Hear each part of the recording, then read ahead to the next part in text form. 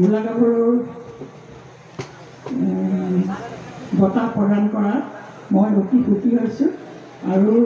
প্ৰিয় ৰাইজ আৰু ৰাইজত বহি থকা সকলোৰে মই প্ৰণাম জনালোঁ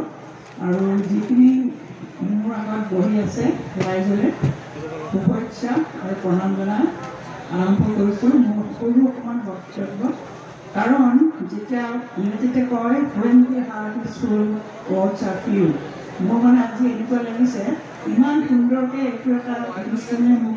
যিখিনি আনন্দ দিছে সেইখিনিৰ কাৰণে মোৰ কথা ক'বলৈ হয়তো ইমান মন যোৱা নাই বা পাৰিব পৰা নাই তথাপিও মই ক'ব খুজিছোঁ বৈজ্ঞানিক হিচাপে মই আছাম ফ্লাইং ক্লাবটো খুলিছিলে 1958ত তাৰ পৰাই মই আৰম্ভ কৰিছিলোঁ আৰু আৰম্ভ কৰাৰ পিছত আমি যেতিয়া অসম ফ্লাইং ক্লাব খুলিছিলে তেতিয়া আমি দেখিলোঁ যে আমি 5জন ছোৱালী আৰু 5জন ল'ৰা আমি অসম গভৰ্ণমেণ্টৰ সহায়ত আমি প্লেন চলাবলৈ শিকিছিলোঁ কিন্তু এটা কথা হ'ল কি এতিয়া কেনেকৈ আমি কৰিম আমি ৰাতিপুৱা মানে এখন বাছত এখন জীৱ উঠাত যাওঁ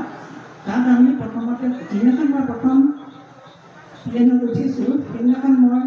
আগতে কেতিয়া মই প্লেন চলোৱা নাই বা উঠা নাই সেইদিনাখন মোৰ এনেকুৱা ভাল এটা হৈছিলে যে আজি যেন পৃথিৱীখন মোৰ ভৰিৰ পৰা ওলাই গৈছে সেইকাৰণে মই ভাবিলোঁ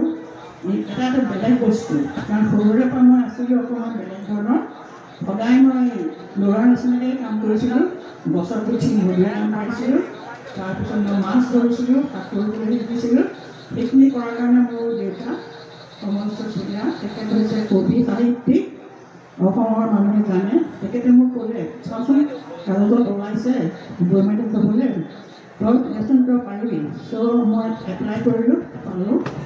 তাৰপিছত 17 ঘণ্টা একেলগে প্ৰশিক্ষণ হোৱাৰ পিছত এদিন মই অকলে উৰিব পৰা হ'লোঁ সেই দিনটো মোৰ কাৰণে সদায় এটা স্মৰণীয় দিন হৈ থাকিব তাৰপিছত মই যিখন লাইচেঞ্চ মই পালোঁ সেইখন PPL বুলি কয় প্ৰাইভেট পাইলট লাইচেঞ্চ সেইখন লোৱাৰ পিছত মই বি লাইচেঞ্চৰ কাৰণে সেইখন যে কমাৰ্চিয়েল পাইলট সেইখনৰ কাৰণে মই এপ্লাই কৰোঁতে ইতিমধ্যে মোৰ মানে মা সদায় বিৰোধী আছিলে মই ফ্লাইং কৰা মায়ে অকণো ভাল পোৱা নাছিলে তেওঁ যেতিয়া বিয়া প্ৰজেক্টটো শুনিলে তেওঁ ক'লে ঠিক আছে এটা কাম কৰ তই এইটো বিয়া কৰাবলৈ বুলি কিন্তু এটা কথা তই গৈ পেলাই হয়তো আকৌ শিকিব পাৰিবি বিয়াৰ পিছত ইতিমধ্যে মই কেতিয়াও চিনাকি নোহোৱা মোৰ স্বামী কমল হাজৰিকা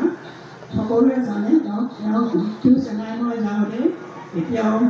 বিহুৰ সময়ত ডেকা গাভৰুৰ মন উতলা কৰে সেই মানুহৰ লগত যে বিয়া হৈ মই লণ্ডনলৈ গুচি গ'লোঁ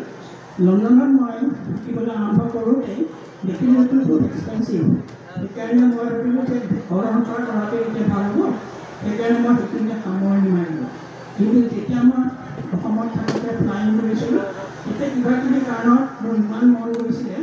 যে মই ডিব্ৰুগড় যোৰহাট শিৱসাগৰ এইবিলাকৰ 18 দিন মই ঘূৰি ফুৰিছিলোঁ তাৰপিছত এনেকুৱা এটা ভাৱ হ'ল এই বৃত্তিটো যদি মই সদায় জীৱনত ল'ব পাৰিলোহেঁতেন তেতিয়া হয়তো বেলেগ এটা মোৰ জীৱন যাত্ৰা হ'লহেঁতেন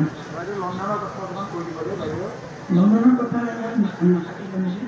এনেই লণ্ডনলৈ গৈ পেলাই মই যেতিয়া দেখিলোঁ যে মোৰ কাৰণে এইটো ফ্লাইং ইয়াত নহ'ব সেইকাৰণে মই সেইখিনিতে বাদ দি তাৰপিছত মই ঘৰ সংসাৰ চলাবলৈ ল'লোঁ